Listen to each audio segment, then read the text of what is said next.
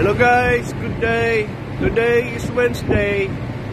Magbibideo ako guys about here transit namin. Lumabas na kami sa Yoki sector. Papunta kami ngayon sa Den Helder, Netherlands. Ito guys, binibidyoan ko yung weather. Lakas. Mga October, November, December yan ang mga bad weather ko dito sa mga Europe. Lalakas ang swell. Nasa 50 knots ng hangin guys, magilid kami.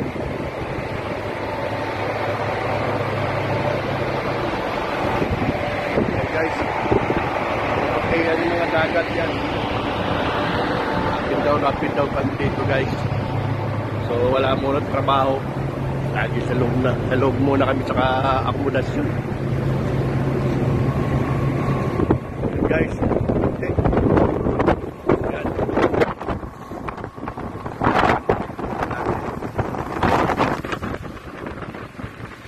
Baka mali pa rin yung ano ko.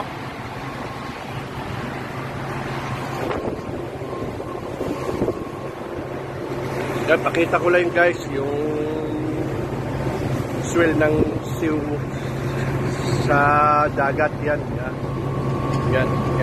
Pasyal mo yan. Mga nasa ang high niya ng swell guys, nasa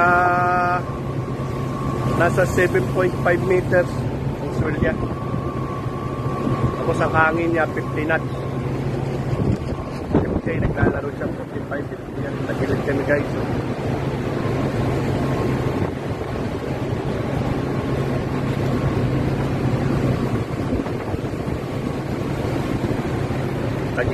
Tagilid yung barko namin, pero dito kasi hangin sa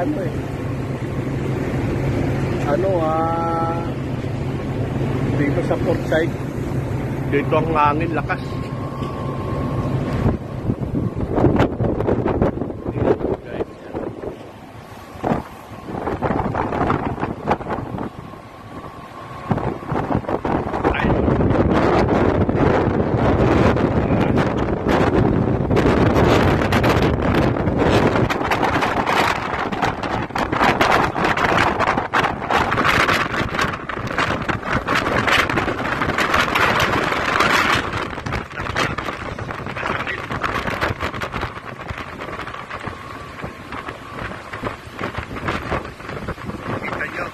Ganyan ang offshore life.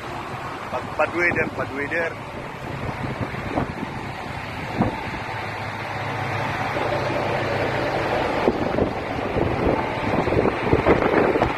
Bukas ang dating natin guys, alas 8 ng umaga sa Den Helder, Netherlands. Balik kami doon kasi tapos na yung survey namin sa Yoki sector sa Sunderland. Ngayon balik kami kasi may project kami sa Netherlands 1 month.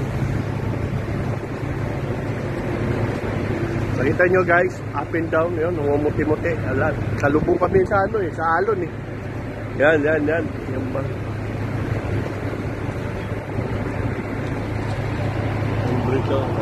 Malakas sa forward guys. Hindi kaya.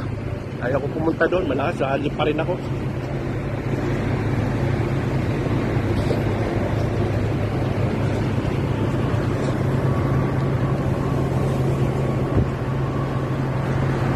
Yun lang guys, binibidyoan ko, like and share watching the video ko guys. Yun lang. Okay, ito ko lang.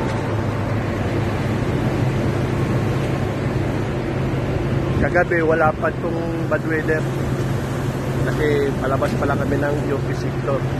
Ngayon lumabas na kami sa United Kingdom papuntang Netherlands yan.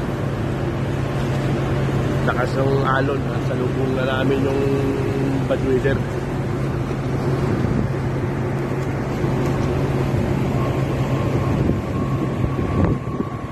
Yan talagang sasagit yung hangin.